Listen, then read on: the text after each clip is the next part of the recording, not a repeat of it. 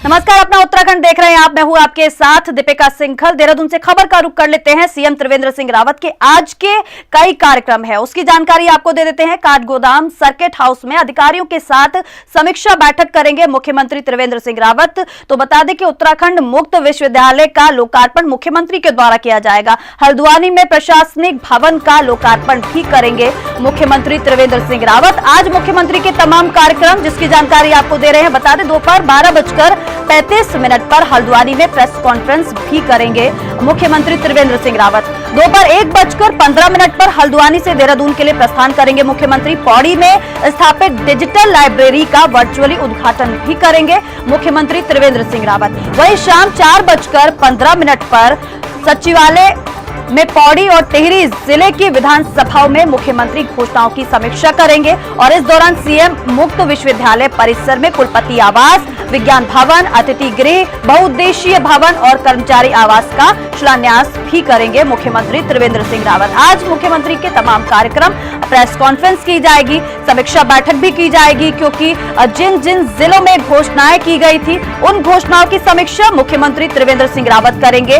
तो आज मुख्यमंत्री के तमाम कार्यक्रम जिसकी जानकारी आपको दे रहे हैं कि आज कई कार्यक्रम मुख्यमंत्री के प्रस्तावित हैं और काठगोदाम सर्किट हाउस में अधिकारियों के साथ मुख्यमंत्री बैठक करेंगे। उद्देश्य एक ही है, जितनी भी घोषणाएं की गई उसकी समीक्षा की जाएगी। 11:30 बजे उत्तराखंड मुक्त विश्वविद्यालय लोकार्पण किया जाएगा। बता दें कि उत्तराखंड मुक्त विश्वविद्यालय का लोकार्पण किया जाएगा। हल्द्वानी में प्रशासनिक भवन का लोकार्पण करेंगे मुख्यमंत्री त्रिवेंद्र सिंह रावत और इसके साथ ही प्रेस कॉन्फ्रेंस भी मुख्यमंत्री की तरफ से की जाएगी। प्रेस कॉन्फ्रेंस में तमाम जानकारी दी जाएगी। संवाददाता चंद्रमोहन से आगे की जानकारी लेते हैं। चंद्रमोहन, आज ये कहा जा रहा है कि मुख्यमंत्री के कई कार्यक्रम है, कौन कौन से मुख्यमंत्री के कार्यक्रम रहने वाले हैं, जरा जानकारी।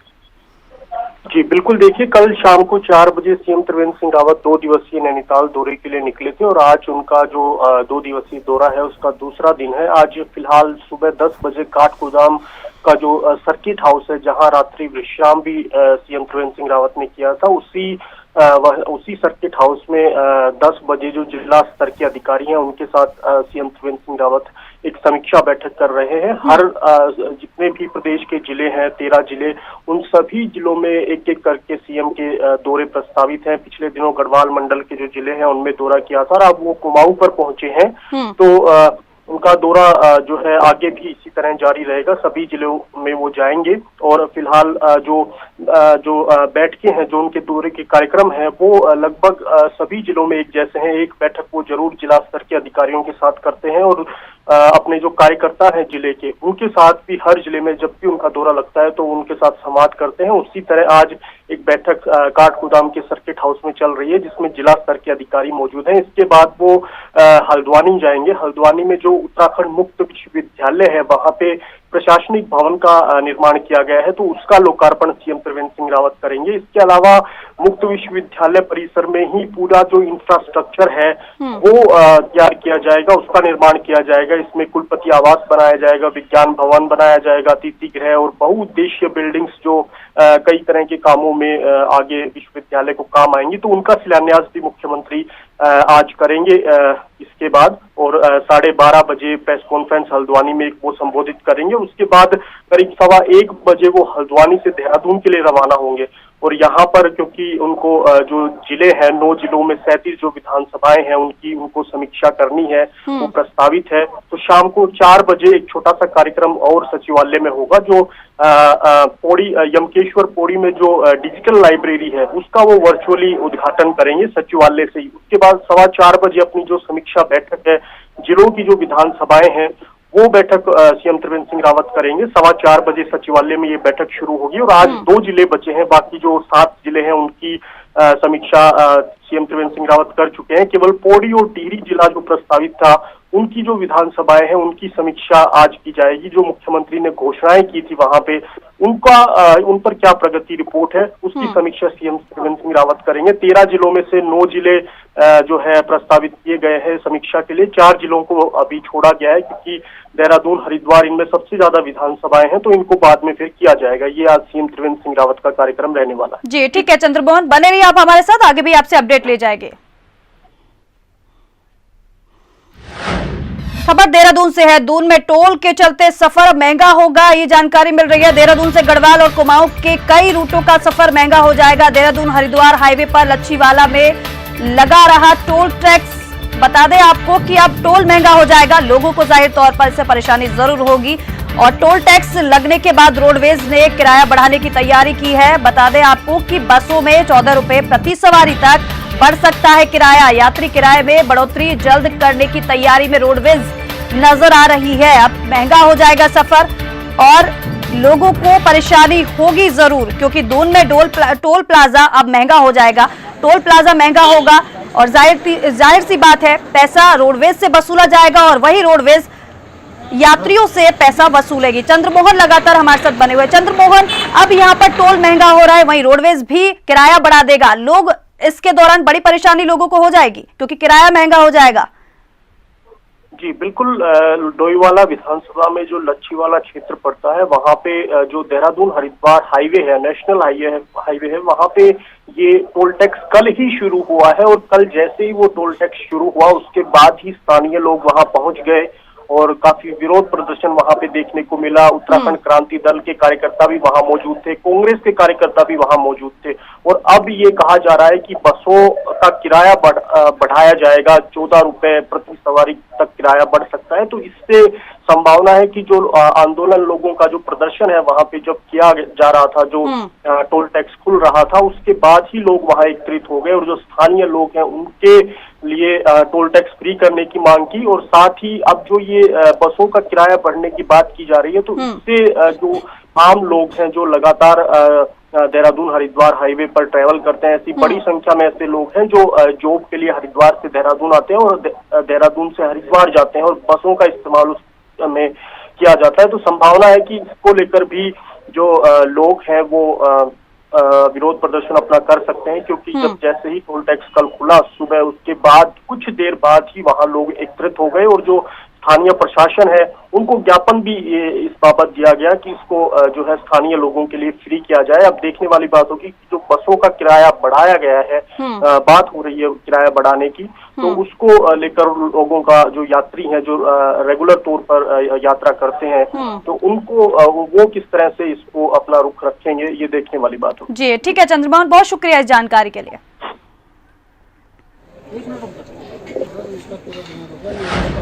चलिए आगे बढ़ते हैं। त्रिवेंद्र सरकार के खिलाफ चार्जशीट तैयार कर रही है कांग्रेस। बता दें कि कांग्रेस फूंक फूंक कर कदम रख रही है चार्जशीट तैयार करने के संबंध में। कांग्रेस मुख्यालय में चार्जशीट कमेटी की दूसरी बैठक हुई जिसमें तमाम मुद्दों पर चर्चा की गई और इस बैठक में कांग्रेस प्रदेश अध्यक्ष प्रीतम सिंह, नेता प्रतिपक्ष डॉक्टर इंदिरा हृदयेश, चार्जशीट समिति के अध्यक्ष नवप्रभात समेत बाकी कांग्रेस के नेता मौजूद रहे। वही बैठक समापन के बाद प्रीतम सिंह ने कहा कि कांग्रेस के पास मुद्दों की भरमार है, कांग्रेस जल्द चार्जशीट तैयार कर जनता के बीच लेकर जाएगी।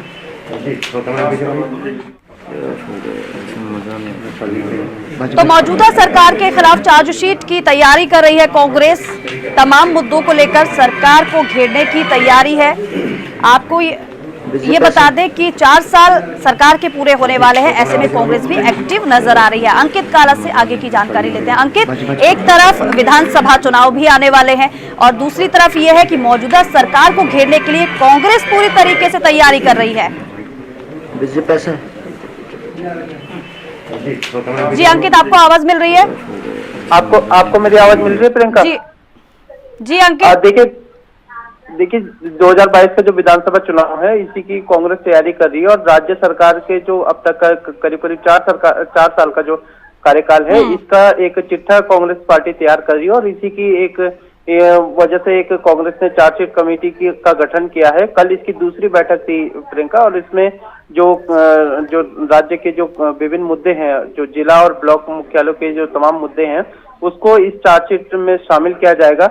बाकायदा सबूत के साथ कांग्रेस पार्टी एक चार्जशीट तैयार करेगी और इस चार्जशीट को लेकर के फिर जनता के बीच में जाएगी। तो कांग्रेस का कहना यह है कि इसमें चाहे भ्रष्टाचार के मुद्दे हो, चाहे सरकार के जो 2017 में सरकार बनने से पहले के जो तमाम वादे हैं, लोकायुक्त का मसला है और भी इसके अलावा जो विकास कार्य हैं, इन तमाम मुद्दों को लेकर के कांग्रेस पार्टी एक चार्जशीट तैयार करेगी और चार्जशीट तैयार करने के बाद फिर 2022 के विधानसभा चुनाव से पहले जनता के बीच में कांग्रेस इस चार्जशीट को लेकर के जाएगी। जी तो मौजूदा सरकार को घेरने की तैयारी में कांग्रेस नजर आ रही है। इसी कड़ी में चार्जशीट कांग्रेस की तरफ से तैयार भी की जा रही है। अंकित बने रहिए हमारे साथ, आगे भी आपसे अपडेट ली जाएगी। आगे बढ़ लेते हैं। सोशल मीडिया पर अपनी पकड़ मजबूत करने के लिए कांग्रेस ने राष्ट्रीय स्तर पर व्यापक अभियान शुरू कर दिया है और इसी के तहत कांग्रेस ने join Congress social media campaign की शुरुआत की है। अभियान के तहत कांग्रेस देश भर में पार्टी की विचारधारा से जुड़े 5 लाख सोशल मीडिया वॉरियर्स तैयार करेगी। एआईसीसी के आह्वान पर उत्तराखंड में भी कांग्रेस ने इस अभियान की शुरुआत कर दी है। कांग्रेस प्रदेश अध्यक्ष प्रीतम सिंह, नेता प्रतिपक्ष डॉक्टर इंदिरा हृदयेश और सोशल मीडिया विभाग की प्रदेश अध्यक्ष शिल्पी अरोड़ा ने उत्तराखंड के लिए अभियान को लॉन्च किया। कांग्रेस प्रदेश अध्यक्ष प्रीतम सिंह ने बताया कि पार्टी ने हर लोकसभा सीट पर कम से कम 1000 सदस्य नियुक्त करने का लक्ष्य रखा है। सदस्य के रूप में चयन व्यक्ति के प्रदर्शन के आधार पर होगा। अभियान से जुड़ने के लिए मोबाइल नंबर भी जारी किया गया है। इस अभियान को बूथ स्तर तक चलाया जाएगा। तो एक विशेष कैंपेन की शुरुआत कांग्रेस की तरफ से की गई है। लक्ष्य ज्यादा से ज्यादा लोगों को पार्टी से जोड़ने का है। अंकित काला लगातार हमारे साथ बने हुए हैं। अंकित, और क्योंकि आगामी दिनों में विधानसभा चुनाव हो रहे हैं, ऐसे में अगर ये अभियान कांग्रेस चला रही है तो क्या लग रहा है, लोग इससे प्रभावित होंगे? कितने लोग इससे जुड़ने वाले हैं? देखिए प्रियंका, कांग्रेस का उद्देश्य यही है कि अधिक से अधिक लोग जो कांग्रेस की विचारधारा को सपोर्ट करते हैं, वो ऐसे लोग जो है सोशल मीडिया के माध्यम से कांग्रेस पार्टी के साथ जुड़े। और कांग्रेस ने इसी को लेकर के कल एक जो एआईसीसी के आह्वान पर ज्वाइन जो सोशल मीडिया कैंपेन शुरू करा है और इसका उद्देश्य यही है कि जिस तरीके से चाहे वो केंद्र सरकार की विफलताओं की बात हो, चाहे राज्य सरकार की विफलताओं की बात हो, जो ऐसे मुद्दे जो मेन स्ट्रीम मीडिया में नहीं आ पा रहे, उन सभी मुद्दों को और जो केंद्र और राज्य सरकार के जो ऐसे वायदे थे या जो ऐसी नकारात्मक चीजें हैं जो कि देश का माहौल बिगाड़ सकते हैं, इन सब चीजों के उद्देश्य से कांग्रेस पार्टी की ओर से ये अभियान शुरू किया गया है और राष्ट्रीय स्तर पर यह अभियान जारी है। और कांग्रेस का अभी टारगेट ये है कि जिन जिन राज्यों में हाल ही में जो विधानसभा चुनाव होने हैं, उन राज्यों में इस अभियान को तेज गति से आगे बढ़ाया जाए। और इसी के तहत चूंकि आपने ही बताया कि अभी 2022 में हमारे उत्तराखंड का विधानसभा चुनाव होना है, तो इन सब चीजों को देखते हुए उत्तराखंड में भी कांग्रेस ने इस अभियान की शुरुआत करी है। और कांग्रेस का मानना यह है कि सोशल मीडिया चूंकि आज के बदलते दौर के समय में काफी प्रभावशाली है, तो ऐसे में कांग्रेस को उम्मीद है कि इस सोशल मीडिया कैंपेन के माध्यम से कांग्रेस अधिक से अधिक लोगों को अपने साथ जोड़ने में सक्षम हो पाएगी। और ये कैंपेन कितना कारगर साबित होता है, ये आने वाले वक्त में ही पता चलेगा। बहुत शुक्रिया अंकित इस जानकारी के लिए।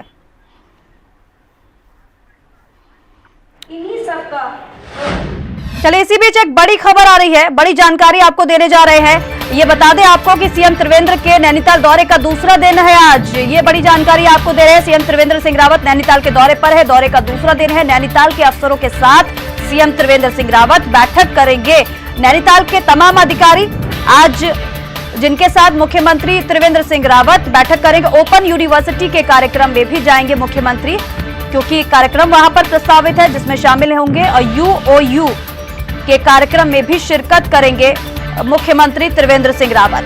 आज मुख्यमंत्री के दौरे का दूसरा दिन बताया जा रहा है। 20 करोड़ से ज्यादा के कामों की शुरुआत होगी और ये शुरुआत अब चुनाव से पहले हो रही है। 20 करोड़ से ज्यादा बता दें कि सौगात देने वाले हैं लोगों को। सीएम त्रिवेंद्र के नैनीताल दौरे का दूसरा दिन आज है और पहले दिन भी अधिकारियों के साथ समीक्षा बैठक मुख्यमंत्री ने की थी, लेकिन आज दौरे का दूसरा दिन है और आज भी मुख्यमंत्री बैठक करेंगे। चंद्रमोहन हमारे साथ फोन लाइन पर जुड़ गए हैं। चंद्रमोहन, क्योंकि चुनाव आ रहे हैं और दूसरी बात यह है कि घोषणाओं की समीक्षा बैठक की जा रही है और दूसरी तरफ सौगात भी लोगों को दी जा रही है मुख्यमंत्री की तरफ से, क्या मायने इनके निकाले जाए?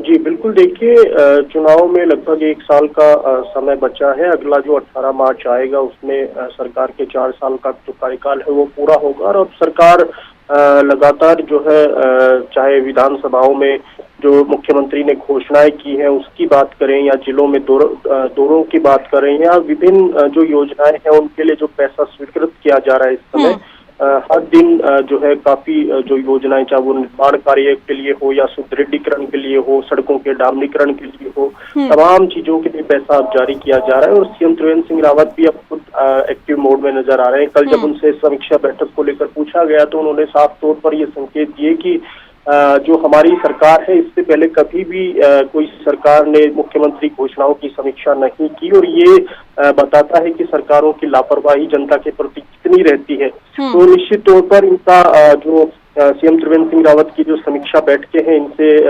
पार्टी पॉलिटिकल लाभ लेना जरूर चाहेगी। और कल सीएम त्रिवेंद्र सिंह रावत ने इस बात को कहा भी है कि हमारी सरकार की पूरी कोशिश है कि कम से कम जो मुख्यमंत्री की घोषणाएं हैं उनको समय से पूरा किया जाए। और ये बात काफी अहम इसलिए भी हो जाती है क्योंकि जब भी कोई बड़ी घोषणा किसी विधानसभा में सीएम त्रिवेंद्र सिंह रावत करते हैं तो वो आमतौर पर एक बड़ी जनसभा को संबोधित कर रहे होते हैं, और जो घोषणा वो करते हैं वहाँ पूरी विधानसभा की नजर उस घोषणा पे होती है, और फिर अगर उस पर काम नहीं होता तो फिर उसी हिसाब से लोग भी जो है अपना रिएक्शन देते हैं। तो सरकार के लिए बहुत अहम हो जाता है कि मुख्यमंत्री जो घोषणाएं करते हैं वो समय पर पूरी हो, और उसका डाटा भी जारी किया जा रहा है हर दिन। पिछले कल 3 जिलों की जो समीक्षा बैठक है वो की गई थी, उसमें जितनी भी योजनाएं विधानसभा को दी, कितनी पूरी हुई, कितनी बची, उसका आंकड़ा भी जारी किया गया।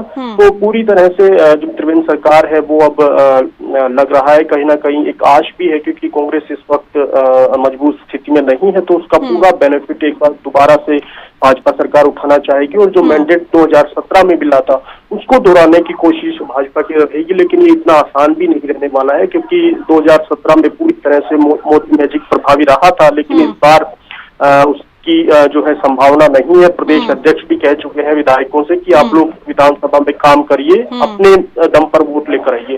तो अब जो है संगठन अपने स्तर से काम कर रहा है और सरकार अपने स्तर से काम कर रही है, और पूरी तरह से फोकस 2022 के चुनाव पर है। यानी कि कांग्रेस मजबूत तो नहीं है लेकिन कोशिश पूरी कर रही है, वहीं दूसरी तरफ बीजेपी भी एक्टिव मोड में नजर आ रही है। बहुत शुक्रिया चंद्रमोहन इस जानकारी के लिए।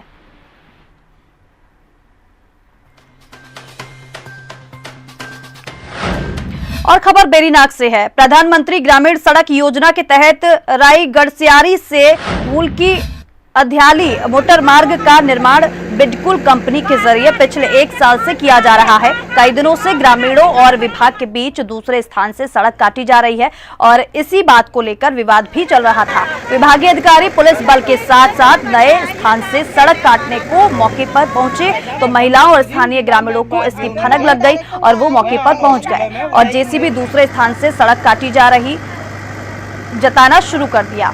इस दौरान नायब तहसीलदार हिमांशु जोशी और बिडकुल के अधिकारियों के साथ महिलाओं की काफी देर तक बहस होती रही। महिलाओं ने आरोप लगाया कि विभाग बिना इस मार्ग के स्वीकृति के सड़क का निर्माण कार्य कर रहे हैं। इस दौरान नायब तहसीलदार ने महिलाओं और ग्रामीणों को समझाया कि उनकी नाप भूमि में बिना उनकी अनुमति के सड़क नहीं काटी जाएगी।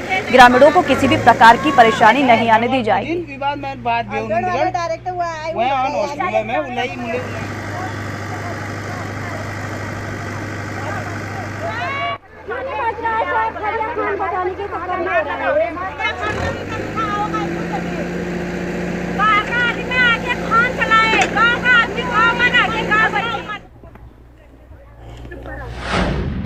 चलिए आगे बढ़ लेते हैं। बीजेपी विधायक और महिला मोर्चा की प्रदेश अध्यक्ष रितु खंडूड़ी ने आज पार्टी मुख्यालय में प्रेस कॉन्फ्रेंस की और इस दौरान महिला मोर्चा की अध्यक्ष और अन्य पदाधिकारियों ने कैबिनेट द्वारा लिए गए फैसले का स्वागत किया। रितु खंडूड़ी ने कहा कि कैबिनेट ने पति की पैतृक संपत्ति में महिलाओं को भी से खातेदार बनाने का निर्णय लिया है। महिला मोर्चा सरकार के इस फैसले का स्वागत करता है। त्रिवेंद्र सरकार ने महिलाओं को आर्थिक रूप से सशक्त करने के लिए ऐतिहासिक फैसला लिया है। सीएम त्रिवेंद्र सिंह रावत महिलाओं के सशक्तिकरण को लेकर गंभीर हैं।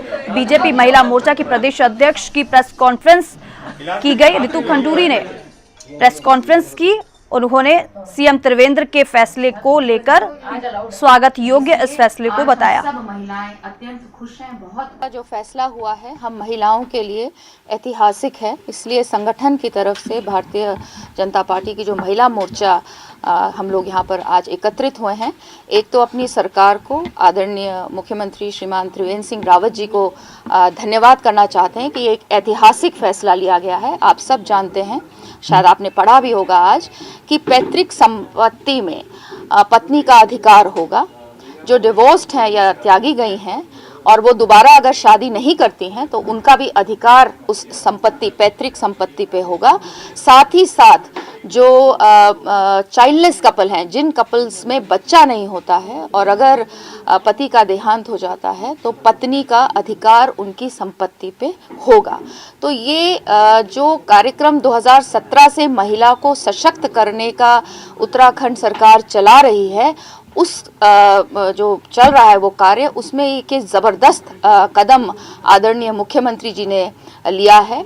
और ये केवल एक संपत्ति की बात नहीं है, मुझे लगता है सम्मान के अलावा, सशक्त करने के अलावा आर्थिक जो हम स्वतंत्रता चाहते हैं अपनी महिलाओं के लिए, वो भी इस निर्णय से मिलेगी। क्योंकि अब महिलाएं अगर संपत्ति में उनका अधिकार होता है तो वो बैंक से जाकर लोन ले सकती हैं, अपनी प्रॉपर्टी को मॉर्गेज कर सकती हैं। तो इसलिए सम्मान की तो बात ही है और साथ ही साथ हमें आर्थिक स्वतंत्रता भी मिलेगी। इसलिए हम आज बहुत खुश हैं और अपने मुख्यमंत्री जी को, जो महिलाओं के प्रति बहुत ज़्यादा संवेदनशील हैं, उनको मैं दिल से धन्यवाद देना चाहती हूं कि उन्होंने हमें दोबारा से एक और ऐसी योजना दी, एक और ऐसा एक निर्णय लिया है, एक लॉ बनाया जा रहा है जिससे हम और सशक्त होंगे, मजबूत होंगे और उत्तराखंड के विकास में हम लोग भी भागीदार होंगे। कृषि मंत्री सुबोध उनियाल ने विधानसभा में कृषि उपज और पशुधन विपणन अधिनियम 2020 में संशोधन के संबंध में विभागीय समीक्षा बैठक की। बैठक में मंत्री ने निर्देश दिया कि जल्द से जल्द कृषि ऑर्गेनिक उत्पाद के आउटलेट निर्माण का डिजाइन प्रस्तुत करें। इस कार्य की जिम्मेदारी लोक निर्माण विभाग को देते हुए कहा कि जनपद के क्लस्टर वार निर्धारित आउटलेट स्थलों का सर्वे कर ले। इस संबंध में जिलाधिकारी द्वारा गठित समिति अपने जनपद में लगाए जाने वाले आउटलेट के स्थल चयन की कार्रवाई करेंगे। किसानों की आय को दोगुना करने के उद्देश्य से किसानों को उचित मूल्य दिलाने और कृषि उत्पाद के उपभोक्ताओं को संरक्षण प्रदान करने के लिए ये योजना लाई गई है। इस योजना में कुल 1300 आउटलेट लगाए जाएंगे।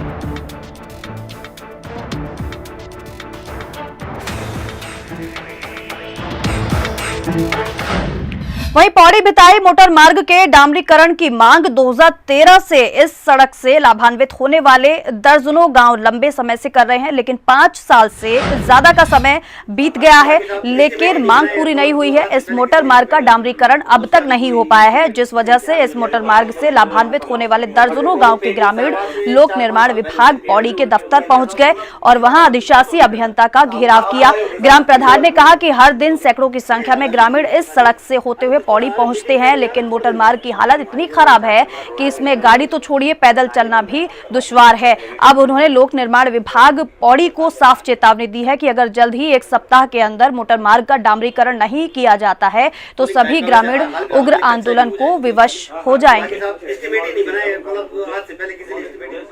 उसका भी कोई एस्टीमेट किसी ने ध्यान नहीं दिया। वो तो पेंटिंग शुरुआत से 4-5 साल पहले हो गई थी। देश की आजादी के बाद भी लोगों को आज भी मूलभूत सुविधाएं नहीं मिल पा रही है। सड़क, बिजली, पानी जैसी जरूरी सुविधा पाने के लिए लोग तरस रहे हैं। उधम सिंह नगर में एक इलाका ऐसा भी है जो राजनीति की भेंट चढ़ा हुआ है, जिस इलाके का राजस्व ग्राम सूची में नाम न होने की वजह से ग्रामीण सरकारी सभी सुविधाओं से वंचित रह जाते हैं। जसपुर विधानसभा के भोगपुर डैम इलाके के तीर्थ नगर के ग्रामीण अपनी जिंदगी बिना सरकारी सुख सुविधाओं के जी रहे हैं। कच्चे मकानों पर ही रहने को मजबूर हैं। एक और बिजली, पानी, सड़क, शौचालय की योजना हर क्षेत्र में पहुंचाने की बात कही जा रही है, लेकिन सरकार की तमाम योजनाओं से यहाँ के ग्रामीण कोसों दूर हैं। ना तो यहाँ रहने के लिए पक्के मकान है, ना ही चलने के लिए सड़क है, ना ही शौचालय है, ना ही उपचार के लिए अस्पताल हैं। उधम सिंह नगर के निवासी सूबे के पंचायत राज मंत्री अरविंद पांडे ने बताया कि जो गांव राजस्व गांव में शामिल नहीं हो पाए हैं उनकी रिपोर्ट जिले से बनकर शासन को जाती है। अगर जो गांव इस तरह से रह गए हैं उनकी रिपोर्ट बनाकर शासन को भेजी जाएगी और निश्चित रूप से इन गांव का राजस्व गांव का दर्जा इन गांव को मिलेगा।